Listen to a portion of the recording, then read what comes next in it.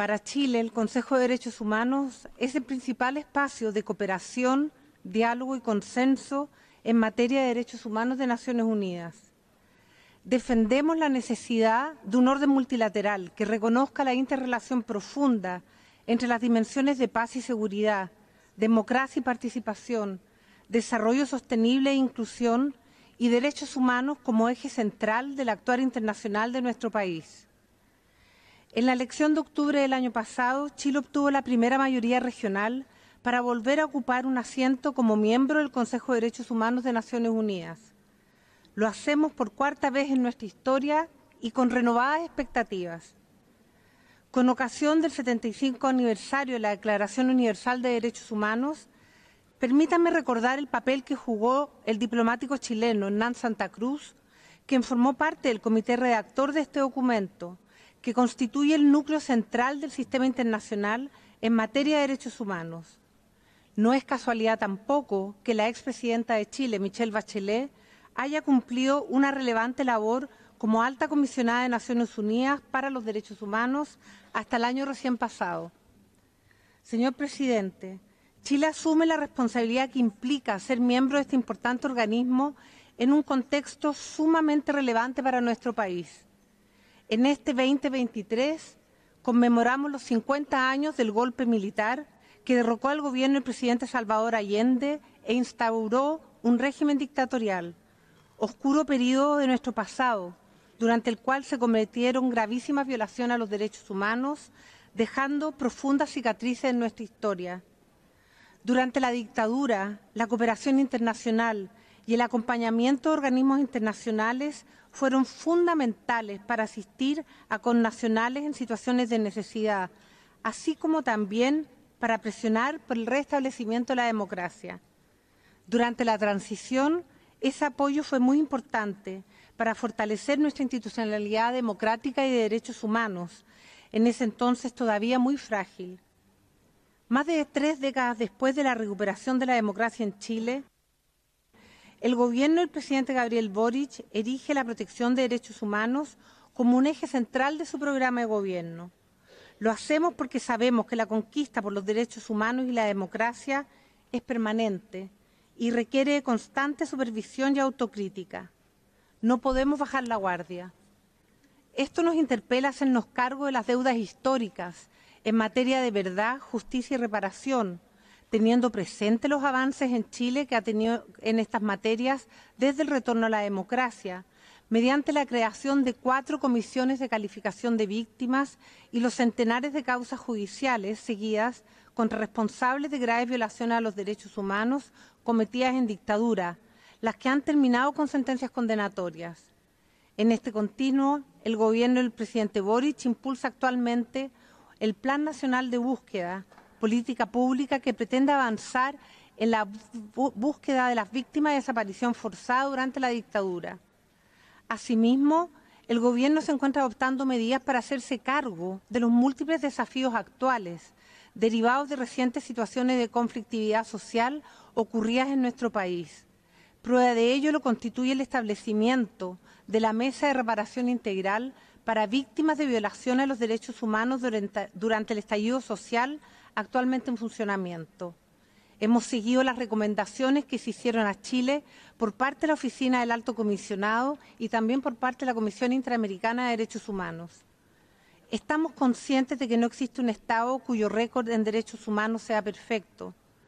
La diferencia está en reconocer las propias brechas y desafíos, destacar los avances y promover siempre y en todo lugar el respeto y protección de los derechos humanos. Por lo mismo, ante nuevas situaciones de crisis, donde sea que ocurran, es importante que el sistema en su conjunto adopte las medidas que vayan en ayuda a las personas que las padecen. No hacerlo, para Chile al menos, sería desconocer su propio pasado y el motivo que hoy nos tiene acá. Es importante no confundir esto con una cierta superioridad moral o reproche político, sino que debe entenderse como una verdadera vocación por promover el respeto a los derechos humanos de buena fe.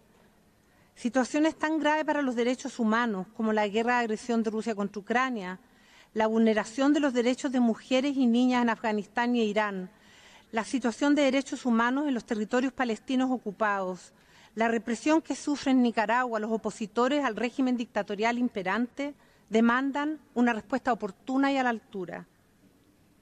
Señor presidente, quiero referirme a algunas de las prioridades que mi país buscará impulsar durante nuestro periodo en el Consejo. En tiempos que esperaríamos que la igualdad de género se hubiese transformado en la regla general, observamos un preocupante retroceso en la protección y garantía de los derechos de las mujeres y niñas en distintas partes del mundo, incluyendo la normalización de hechos de violencia en su contra. Chile se ha planteado impulsar una política exterior feminista. Lo mismo es válido para la discriminación por orientación sexual y de identidad de género, la defensa y la promoción de los derechos humanos de las personas LGBTIQ+, constituye también un objetivo de nuestra política exterior que buscaremos plasmar en nuestro trabajo en este foro. En segundo lugar, estamos convencidos que contar con un medio ambiente saludable es un derecho humano. Es por esto que hemos puesto en marcha una política exterior turquesa que integra acciones para responder a la triple crisis climática, de pérdida de biodiversidad y de contaminación global, con un enfoque de transición justa y desarrollo sostenible e inclusivo. En efecto, una de las primeras medidas adoptadas por nuestro Gobierno fue adherir al Acuerdo Regional de Escazú, que brinda especial protección a los defensores ambientales hoy en grave peligro. Más recientemente, junto a Colombia, presentamos una opinión consultiva ante la Corte Interamericana de Derechos Humanos para aclarar el alcance de las obligaciones estatales en materia de derechos humanos y emergencia climática. En tercer lugar, creemos que resulta importante prestar más atención a garantizar el goce y ejercicio de los derechos económicos, sociales, culturales y ambientales. Su garantía constituye un elemento indispensable para la consolidación de las democracias y el Estado de Derecho, y para la consecución de los Objetivos de Desarrollo Sostenible y la Agenda Común del Secretario General de Naciones Unidas. Conscientes de ello, nos enorgullece decir que en julio del año pasado, Chile depositó en la Secretaría General de la Organización de Estados Americanos la ratificación del protocolo adicional a la Convención Americana de Derechos Humanos en materia de derechos económicos, sociales y culturales. Y estamos conscientes de la deuda respecto a la ratificación del protocolo facultativo del Pacto Internacional de Derechos Económicos, Sociales y Culturales, único instrumento del sistema universal pendiente de incorporación por parte de nuestro país. Al mismo tiempo sabemos que la satisfacción de los derechos económicos, sociales y culturales solo puede lograrse de manera sostenible y con responsabilidad fiscal, elemento que debe estar presente siempre en las consideraciones del Consejo sobre esta materia y que también impulsaremos. Finalmente, no quiero dejar pasar otros temas emergentes que Chile considera relevante impulsar con mayor fuerza en el contexto actual de globalización y que formarán parte de nuestras prioridades en el Consejo de Derechos Humanos. Entre ellos se encuentra el debate sobre empresas y derechos humanos, con particular énfasis en las obligaciones de debida diligencia, los riesgos que supone la desinformación y los discursos de odio para nuestras democracias y el Estado de Derecho, los ya mencionados desafíos que nos impone la emergencia climática e igualmente las crisis de movilidad humana, así como también el impacto de las nuevas tecnologías en los derechos humanos. Señor Presidente, Excelencias, para terminar quiero llamar la atención al hecho que este 2023 los periodos de sesiones del Consejo de Derechos Humanos coinciden con dos fechas de gran trascendencia para toda la arquitectura internacional de protección de los derechos humanos. Por una parte, y como señalé hace un momento, las sesiones coinciden con el 75 aniversario de la Declaración Universal de Derechos Humanos, piedra angular de nuestro sistema. Por otra, las sesiones también coinciden con el 30 aniversario de la Conferencia Mundial de Derechos Humanos y del Programa de Acción y Declaración de Viena, hito que consolidó el carácter universal, indivisible e interdependiente en los derechos civiles y políticos y económicos, sociales y culturales, que situó su promoción y protección como un elemento central del propósito de las Naciones Unidas. Ambos hitos nos llaman a seguir profundizando el trabajo que desarrolla este Consejo. Nos invitan a no olvidar que la principal misión que tenemos como Estados es precisamente la protección de la dignidad de las personas. nos recuerdan que la protección de los derechos humanos se logra de mejor manera cuando es fruto de un consenso amplio, el cual solo puede alcanzarse perseverando en el diálogo social entre actores de pensamiento diverso.